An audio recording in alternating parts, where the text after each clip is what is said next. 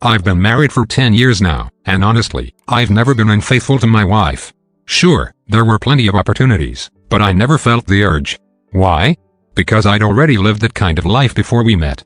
I had my fair share of wild experiences, 2 women at once, encounters with prostitutes, and situations that pushed the limits of both my imagination and my disgust. By the time I turned 35, the thrill of experimenting had completely worn off. I met my wife when I started a new job. She was in charge of a department next to mine, divorced, raising a child, and absolutely stunning.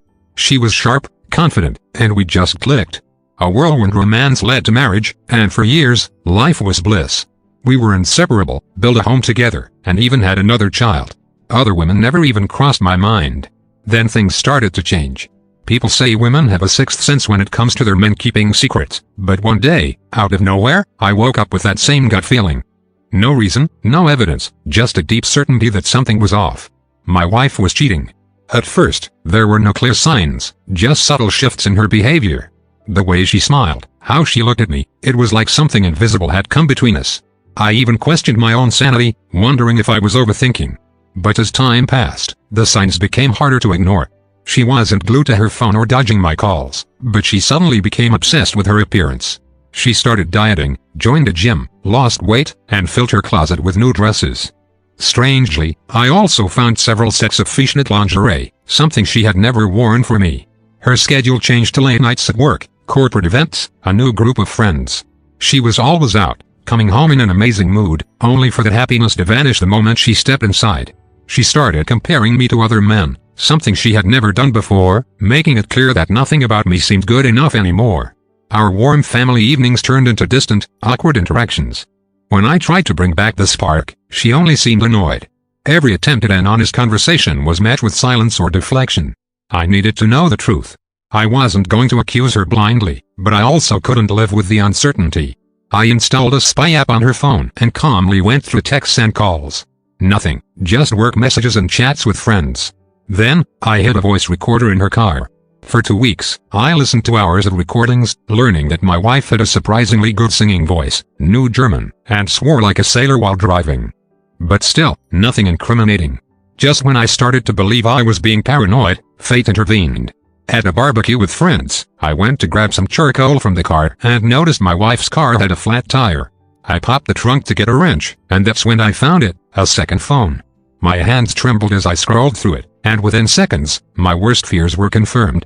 Months of messages with another man, flirty, intimate, undeniable. A wave of rage crashed over me, but I kept my cool. I wasn't going to explode in front of everyone. Instead, I sat there, silent, trying to process everything. Why? What did I do wrong? Some might say I should have ignored it, let her have her fun, and carried on. But that's not who I am. I couldn't live a lie, pretending everything was fine while knowing the truth. The betrayal cut deep, and I knew one thing for sure, I would divorce her. But first, I wanted revenge. It wasn't hard to find out where her lover lived. One evening, when she went to his place, I followed. I parked right next to his car, blocking the driver's side. The shock on their faces when they saw me was priceless. My wife tried to get out, but I slammed the door shut before she could. She rolled down the window and started yelling. That was my moment. I pulled out a can of pepper spray and unleashed it right through the window. Chaos erupted inside the car. They choked, coughed, and panicked, while I calmly walked back to my car and drove away. When I got home, I didn't waste a second.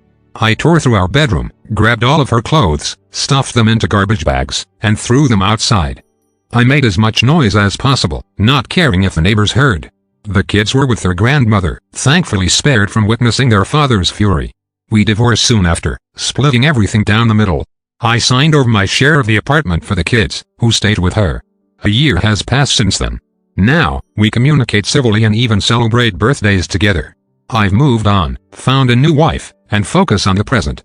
I refuse to let the past define me. The hum of the city outside our apartment window never let up, a constant backdrop, as I stood in our cramped San Francisco space, hands clasped tightly. My name is Lucas Carter, and for years, I wore the title of chief dishwasher with quiet pride. I was still damned from another long shift, scrubbing dishes, cleaning restrooms, mopping floors in some glossy downtown office tower. It wasn't glamorous, but it paid for rent, groceries, and the occasional small luxury. The suits in that building floated through life with polished shoes and manicured lives. For me, it was always about survival. Camila, my wife, carried herself with a kind of quiet grace that I'd always admired and maybe needed. Somehow, she extended that grace to me even when I felt like I didn't deserve it. At least, I thought she did. Until that night. She burst through the door after a shift at the boutique, heels scraping across the floor, her face twisted like she was holding in a storm. I felt uneasy all day, like something was coming, but I hadn't asked. I never wanted her to feel pushed. She dropped her purse on the counter and didn't look at me for what felt like an eternity. Then, finally, she spoke. "Please don't come to my sister's wedding," she said, her voice low and firm. I frowned, tried my hands on the towel, completely thrown. "Why?" She sighed, annoyed, like I was making this harder than it needed to be. "I don't want people to know you're just a cleaner." "Just a cleaner?" Her words hit harder than I expected, like a punch straight to the chest. I'd never been ashamed of what I did. It was honest work, but the way she said it, like it was a secret she'd been forced to carry, made something inside me crack. Before I could speak, she added, colder now, "I'll tell them you're dead. Don't contact me again." I stood there frozen. The woman I loved suddenly a stranger. Her eyes, those same eyes I'd once fallen for, held no regret, no softness. Just a decision already made. I always knew Camila came from money. Her world was fancy brunches and holiday homes. Mine was chip mugs and second-hand furniture. But the shame she felt about me, about us, that was new, and it cut deeper than anything else ever had. I didn't yell, didn't plead. I just stood there in the thick, suffocating silence. "You're serious?" I whispered. She didn't reply. Just turned away. That was it. Years of marriage, of laughter, of cooking dinner side by side, of holding her while she cried over her father, gone, all because I wasn't good enough to show up at a wedding. I don't even remember deciding to leave. I just moved, walked to our room, grabbed my old duffel, and started packing. Work boots, flannel shirts, even the socks with holes I hadn't bothered to throw out. Every item weighed more than it should have, like I was packing not just clothes but years of my life. She didn't stop me.